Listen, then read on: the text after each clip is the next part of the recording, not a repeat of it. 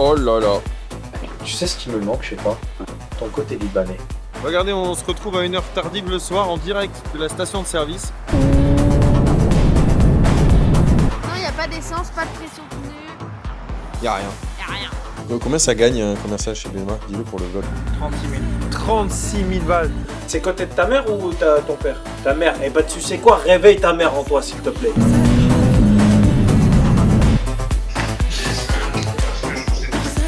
Montre le travail libanais, une pente posée sur équerre. Les équerres sont fixés sur des épingles. Ce qui est libanais, c'est le carrelage. Et bonjour à tous, j'espère que vous allez bien. Aujourd'hui on se retrouve en cette journée presque hivernale, pas tout à fait, on est bientôt en hiver pour une nouvelle journée, une nouvelle vidéo YouTube. On va passer la journée ensemble chez Bema. Et petite surprise du jour, Edmond m'a dit qu'il venait me chercher avec une voiture très particulière. Je sais pas encore ce que c'est, il m'a rien dit. D'habitude il va me chercher en Urus, en Cayenne, en SUV. C'est la première fois qu'il me dit ça, et pour qu'il me dise ça, je pense que ça va vraiment être surprenant. Donc on va attendre qu'il arrive, normalement il me reste 5-10 minutes. Je suis très curieux de savoir avec quel modèle il est arrivé. Ah oui, d'accord. Ah oui, d'accord. C'est donc ça une auto particulière. Ah oui, d'accord. Ah oui, c'est donc ça une voiture, une auto particulière. C'est ça. Exceptionnel. Ça change un peu. Ah, ça a plus rien à voir avec le Cayenne. Allez, monte. Ou le Urus. Bon, déjà, j'ai eu du mal à démarrer ce matin. Ouais, alors c'est magnifique.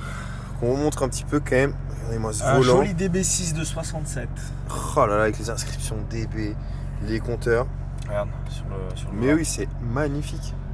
Bon, voilà ce qui nous fait vivre, Johan, Non mais attends, mais avec ces voitures-là. t'imagines la classe que tu devais avoir avec ça à l'époque? Ah Enfin, ben, je veux dire, là, c'est le top du top. Hein. J'étais à Paris hier pour faire le shoot de la voiture. Putain, mais tu sais que t'es beaucoup plus remarqué que si tu roulais en Ferrari, même en 458, je sais pas, Special ou n'importe quel modèle. Tu vois. La voiture, elle a deux réservoirs. Tu sais, les anciennes, oui, les t'avais anciennes, deux réservoirs, voilà. bien sûr. Et du coup, bon, déjà j'ai eu du mal à démarrer parce que j'ai fait la même connerie hier matin. Tu sais, j'ai embrayé pour démarrer et il faut pas embrayer. En fait, il faut juste laisser le volant moteur tourner, tu vois. Et je pars sur l'autoroute, au bout de 5 minutes, j'ai des ratés. Je me suis dit, oh putain, j'ai vraiment noyé le carbu, là, c'est pas bon. Je tombe en panne et en fait, je remarque quoi? Regarde, t'as le compteur de l'essence qui bouge un peu. Je croyais avoir de l'essence, mais j'avais plus du tout d'essence, j'étais en réserve. Ah ouais. J'étais en réserve. Et du coup, je remets le compteur droit. Je dis merde, j'ai plus d'essence. Et là, j'appelle en panique Johan. Je dis les gars, j'ai plus d'essence. Je fais quoi? Vous m'avez laissé la voiture sans essence alors que vous savez très bien que je suis pas du tout à l'aise de rouler ce genre de voiture. Tu vois, c'est la première fois, je suis un peu en panique. Et en fait, il me dit il faut juste que tu changes le réservoir.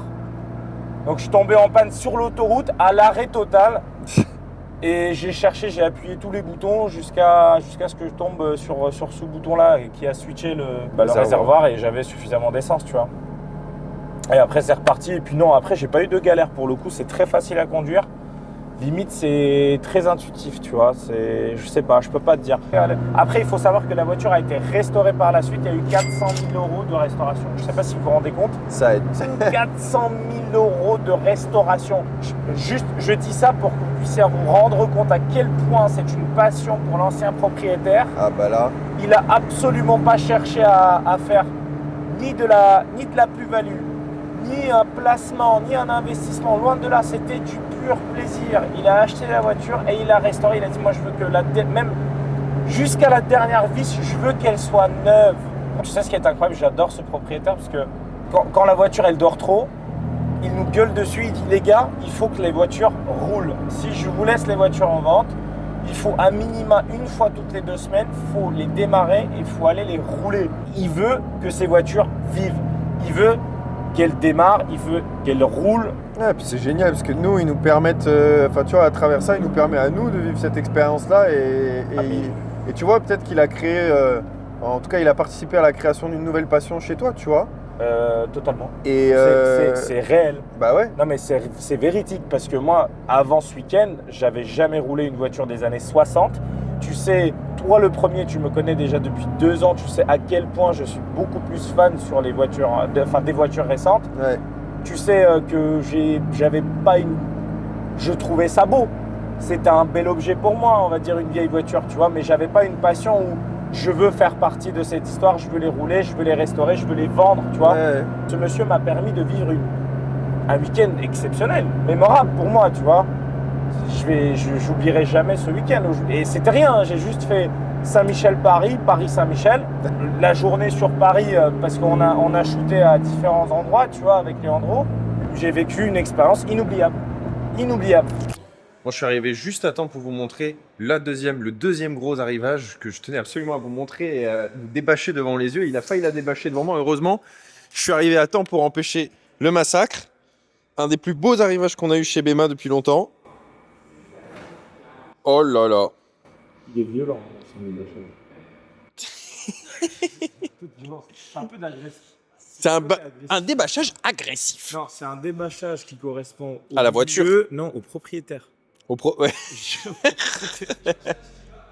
Et le propriétaire. Et le propriétaire. Ça, Oh là là, les feux du coup qui s'allument en orange comme le reste. Elle est exceptionnelle.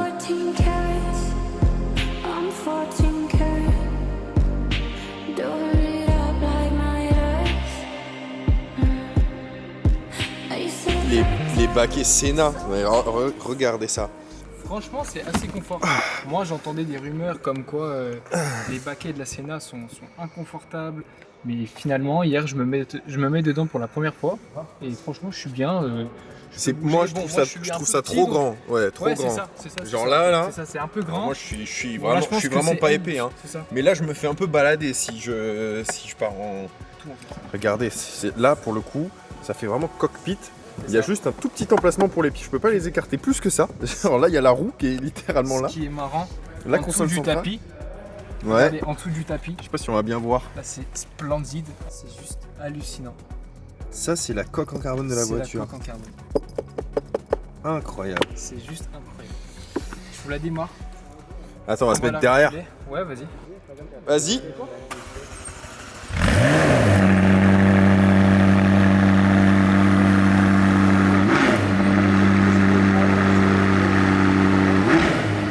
Exceptionnel.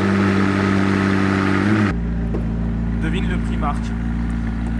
De tout le bloc là, pare-choc diffuseur. Combien? Je sais pas, 8000 balles d'option. 8000? Ouais. 36 000. 36 000 balles. Ouais, et je crois qu'il y en a une. Ouais, peut-être c'est 20 ou 24 000 euros la lame avant. La lame avant. Non, c'est une folie. Hein. Ah oui, je pensais pas que c'était aussi cher chez McLaren sur ce genre de modèle, les options. C'est une folie, vraiment. Bah, tu vois, la 600 LT de GRM, elle est très très belle. Ouais. C'est pas du tout les mêmes. Ouais, ça a rien à voir. Rien à voir. Là, on est sur une config presque du max qui peut se faire, quoi. C'est quasiment le max. Regardez la peinture Sauf sur carrosserie ce carbone, diffuseur. parce que tu as du carbone apparent aussi. Oh là là là là. Sur les 600 LT. Je vais vous emmener avec moi. Je vous fais écouter une symphonie. Allez Arménac, montez le volume et rendez-vous. Ah ouais.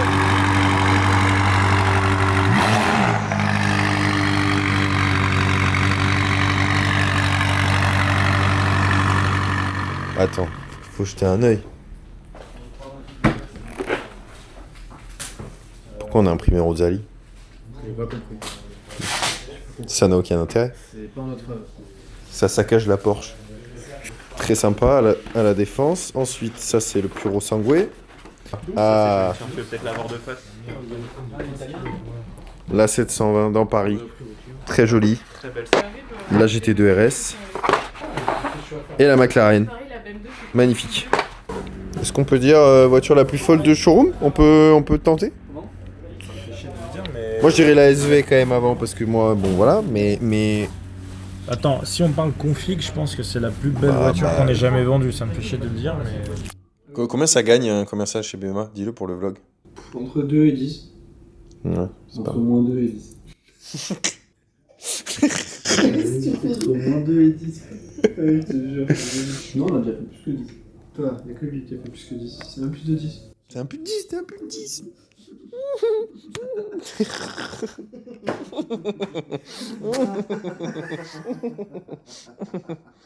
Toi, c'est un rire un peu de méchant, c'est pas plus 10, c'est. Il y a un rire en mode vecteur dans Moins moche et méchant. Ah ouais! Voilà qui y ressemble. Non, je rigole, j'abuse. Moi, tu sais, selon comment je préfère, on me sortait le prince dans Shrek. Quand j'avais des cheveux très. Oui, allô? Oui. Oui, bonsoir, Paul Salas, DRH Bema Vitesse. On s'est croisé hier par rapport à la GT3 et j'ai pas réussi à vous rappeler. Ouais, remarqué. Ça, je fais. Je vais vous envoyer alors. Je me remets moi. Je vais vous envoyer de suite. Vous l'envoyez sur ma boîte mail ou sur. SMS, comme ça va vous remonter de suite. Alors, attendez. Je vais vous le mettre de suite. 6707. Alors, je vous. Mais non, je clique dessus, ça bouge, ça fait que dalle. Ah. Est-ce que c'est parce que je vous ai été. Non, normalement. Alors, Attendez voir. Être sûr. Et sur votre garage, je vais le trouver peut-être plus facilement. oui, c'est possible si vous tapez Bema Vitesse sur le bon. Alors, redonnez-moi Attends. comment dirais-je. Bema Vitesse. BEMA. Bema. Oui, voilà. Ouais, Bema Vitesse. BEMA et plus loin vitesse au singulier. Ouais. Ah ouais, mais putain, il est pas évident votre site parce que. Alors, oui, le site est. On arrive dessus. Ouais, le site On est a franchement mal l'impression fichu. qu'on vendait pas de voiture. Ouais, je sais, c'est une discussion que j'ai déjà eue, mais justement, donc on est en train de faire toute une refonte Le du site. site. Parce qu'on n'a jamais écouté pour le Alors, site, et on si a je dit pourrais que mettre c'est- Bema Les vitesse clients me disent sur que c'est mon quoi, non. Bon, Père Johan, bonjour. Est-ce que tu peux nous raconter une histoire, et plus précisément l'histoire de cette jeune ou pas si jeune voiture qu'on a juste sous les yeux? Bah écoute Marc, effectivement, comme tu le racontes, il s'agit d'une Aston Martin DB6, donc quand même une voiture qui a maintenant de l'âge, parce qu'on parle d'une voiture de 1967. Le propriétaire français qui a acquis cette voiture a décidé d'entreprendre des gros travaux de restauration parce que la voiture était localisée donc, à Los Angeles, donc au bord de la mer, et il y a eu 325 000 € de frais de restauration, moteur, carrosserie et intérieur. Donc ils ont gardé le plus d'éléments d'origine, même tout, le moteur est d'origine, la carrosserie est d'origine, mais voilà, elle a été sablée, repeinte. Pourquoi l'Aston Martin DB6 ? La DB6 a été sortie donc juste après l'Aston Martin DB5, et ça a été pour, on va dire, fiabiliser la DB5. Donc on retrouve vraiment cette ligne digne de la DB5 de James Bond, et ils ont décidé de fiabiliser donc cette auto en la rendant beaucoup plus accessible et beaucoup plus facile à rouler. Alors moi, petit gadget que je trouve très marrant personnellement, c'est quand même les vitres électriques. Dans une auto des années 60, c'est quand même juste génial, et ça représente vraiment le GT à l'anglaise, digne d'une Aston Martin. Bon, et est-ce qu'on se fait un petit tour à l'intérieur? On peut aller faire un tour à l'intérieur. Donc comme tu vois, la voiture est dans un état quand même proche du neuf, si ce n'est pour dire neuf. Donc toujours ce volant bois digne des anciennes anglaises d'époque. Et bon, la panel de boutons qui nous donne envie d'appuyer sur un peu tout pour vérifier que tout fonctionne correctement. Mais cette voiture, voilà, tout fonctionne. Comment tu étais censé faire à l'époque quand tu étais censé lire le manuel de fond en comble? À l'époque, je pense qu'Aston Martin, quand tu prenais livraison de ta voiture, prenait vraiment le temps, passait vraiment du temps avec toi pour t'expliquer un peu comment tout fonctionne. Parce que même nous, encore aujourd'hui, on a du mal à faire tout fonctionner, comment mettre correctement le frein à main, comment changer de réservoir, parce que cette voiture a aussi une particularité, c'est qu'elle a 2 réservoirs.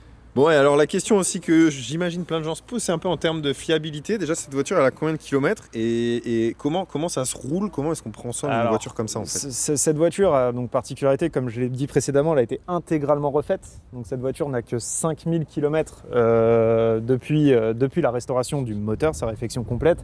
Maintenant, comment en prendre soin? C'est prendre le temps de l'utiliser. Il faut que c'est une voiture qui a besoin de chauffer avant d'être utilisée, donc pas la peine de la faire chauffer 25 minutes, mais juste qu'elle soit chaude, prendre la route, ne pas hésiter de temps en temps à rouler un peu plus haut dans les tours pour vraiment que l'essence rentre dans le moteur et que les fluides aussi pénètrent dans le moteur.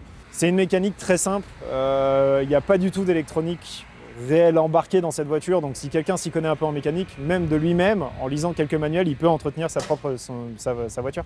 C'est pas des voitures qui sont compliquées, c'est des voitures qui démarrent rapidement, c'est des voitures qui ont besoin de temps de chauffer. Tout est relativement facile, c'est une grosse GT avec un 6 cylindres et vous pouvez partir à 4 ou à 2, vous avez de la place dans le coffre, voilà, tout est fait pour rouler. Bon, et si on se rapproche un peu plus du thème Bema, toi c'était ta première entrée chez Bema Legend, c'est ça? C'est ça, avec une autre voiture qui a été vendue, donc la fameuse Ferrari 512 BB Carbu. Qu'on n'est pas peu fier d'avoir vendu. Alors la 512 BB est partie pour le petit-fils d'un grand peintre assez connu, donc on est très heureux d'avoir pu lui fournir cette voiture. J'espère qu'on aura l'occasion de retravailler avec cette personne dans le temps. Il commence à vouloir se faire une belle collection de voitures et j'espère qu'il fera confiance à Bema et à l'équipe pour d'autres autos, que ce soit des anciennes ou des modernes. Merci beaucoup Johan pour cette petite présentation. Bah, merci Puis on à se toi, retrouve, je imagine, très bientôt pour d'autres modèles d'exception. Il y en a déjà quelques autres qu'on a montrés tout à l'heure. Ça, on se retrouve Bon. très vite, il y a d'autres voitures qui sont arrivées, d'autres à venir. Et on essaye de faire découvrir aux gens des modèles mythiques de l'automobile. Regardez, on se retrouve à une heure tardive le soir en direct de la station de service. Et vous voyez derrière moi, on n'a pas ramené n'importe quoi à la station de service, c'est parce qu'on s'apprête à faire un tournage. On a 2 voitures qui vont être shootées ce soir, et donc comme je vous disais, pas n'importe lesquelles.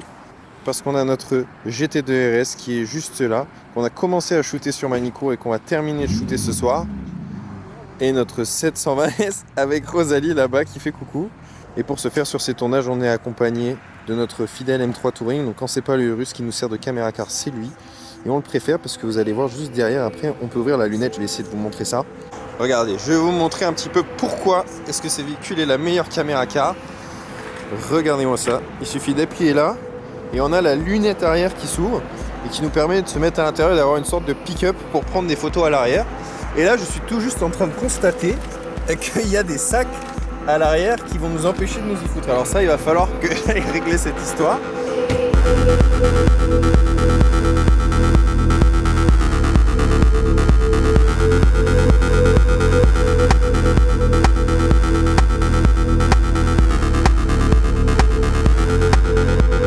Parle, et plus vite que ça. Non mais... Dis-nous ce qui se passe surtout.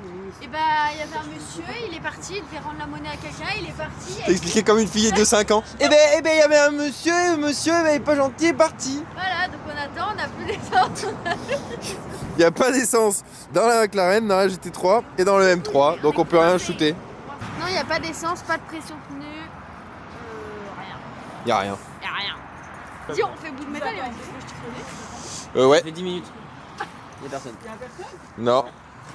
T'as fait le tour? Ouais, j'essaie de voir des autres portes. La seule chose qu'on n'a pas essayé encore, c'est de casser la vitre. Ah, vous avez stocké et tout? Ouais. Passe juste se barrer avec les feux. Ah, il est là-bas. Ah, ok, elle regarde un petit peu les rayons.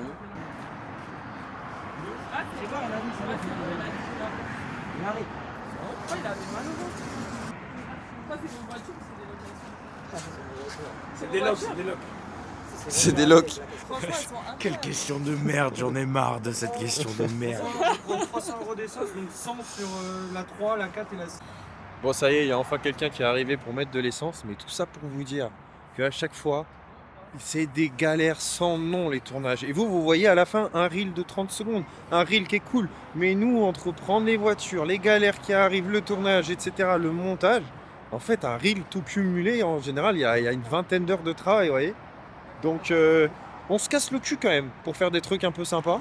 Là, on est sorti sous 0 degré, donc heureusement qu'il y a la passion quand même pour faire tout ça, parce que sans ça, je pense qu'on serait chez nous en train de regarder Netflix là, un vendredi soir à 22h, il n'y aurait plus personne. Ah, j'avais peur de ne pas te voir faire ça ce soir, mais finalement c'est bon.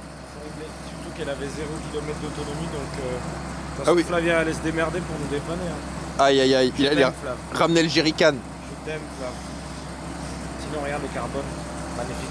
El carbono partout. El cabron. El cabrono. Voilà, s'il te plaît, elle montre, on est combien. Juste, je sais pas si vous vous rendez compte le nombre de personnes qui travaillent derrière les caméras, les reels, les C'est ce que je disais. Je disais, ils vont un reel de 30 secondes, mais. Alors, on a un photographe, 2 vidéastes, Lélie qui chapeaute tous les tournages. Et là, du coup, il y a 3 chauffeurs, dont moi et Louis. Caméra car. On est combien là? On est combien pour une 18, un reel? vidéo Combien 18. Non mais sérieusement, on est combien là? On est 7. On est 7 pour une vidéo de merde. Voilà. Comment ça, voilà? Comment ça, une vidéo de merde? Tu vas nous faire une vidéo de merde, c'est ça? Ouais. Je fais. Vidéo incroyable. Vous n'êtes pas prêts. Elle va être incroyable quand elle va sortir, puis 3 semaines plus tard, elle va être éclatée au sol la vidéo. Regardez ce qu'on vient juste de s'installer, je vais vous montrer un petit peu. Attendez, bougez pas. Voilà le setup du soir. On a la caméra 360 qui est installée juste là. La petite GoPro qui est là, en train de prendre son petit angle depuis l'aileron arrière. Et puis nous qui allons nous mettre à l'arrière de la M3 comme on vous disait. La lunette ouverte comme ça, avec les caméras dedans. Et là on sait qu'on va passer eu un excellent moment. À l'entrée du duplex, ça va être exceptionnel.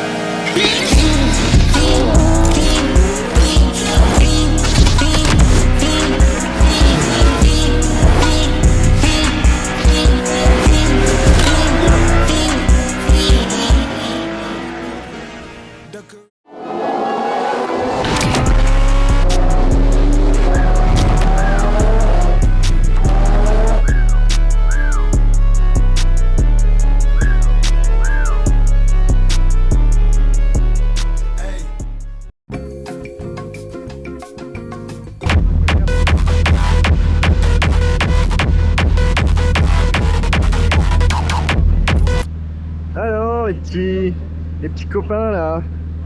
Eh ben salut. Comment ça va? Bon, j'espère que vous avez kiffé les images. Normalement on a pu vous en mettre quelques-unes aussi. Je pense que même si ça sort en reel et que c'est filmé en mode portrait, je vous en ai mis quelques-unes pour vous faire plaisir. Donc j'espère que vous avez kiffé. Là on est en petite pause comme vous voyez dans une station d'essence pour shooter quelques rushs. Et puis on repart juste après. Je t'avais dit, tu mets ici, tu vas visser un comme ça, un comme ça, un comme ça. On devrait? Bah oui. Ok, on va les déplacer. De toute façon, Non, ils reviennent faire les cartes. avec toi, de toute façon, tout prend une éternité. Non, non. Ça, pourquoi ils ont retiré c'est ma daronne qui doit remettre ça? C'est Igor qui était venu pour prendre sa cote pour faire un L. Là, ils sont en train de fabriquer le L. Ok, c'est pas fini. Donc, on a les 4 panneaux. Je vais juste prendre des photos de tout ce qui est pas fini. Vas-y. Prends des photos, tu me les envoies. T'as croisé beaucoup d'Égyptiens à Dubaï? Tu sais, je vais te dire un truc. Ouais. Tu sais ce qui me manque chez toi? Ouais. Mais c'est sincère ce que je vais te dire. Ouais. Ton côté libanais. Je pense que le côté égyptien prend toujours le dessus. Et Dieu sait que dans les Égyptiens, dans le business, c'est pas bon. C'est pas sérieux. Mais les Libanais, c'est un peuple noble.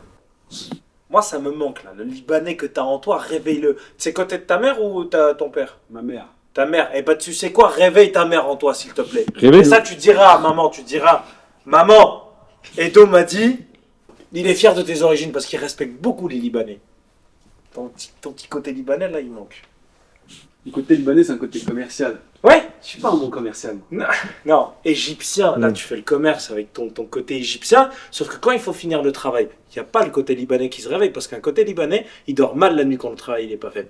Le Libanais, il sert à faire rentrer des sous. Va t'inspirer de Monsieur Ghosn un peu. Voilà, c'est ce que j'allais dire, que tu sois Carlos Ghosn. S'il vous plaît, arrêtez de parler de mon monsieur favori. Tu dois être fier. Tu sais, il habite à combien de temps de chez nous, au Liban? Il est à 40 minutes. Ouais, ben, sois fier de Monsieur Ghosn et inspire-toi un peu de Moi, je pense que tu devrais son enlever. identité. Moi, je pense que tu devrais lui faire une usurpation d'identité et le ramener chez Béma. Allez, ça va. Il redresse la barre, monsieur.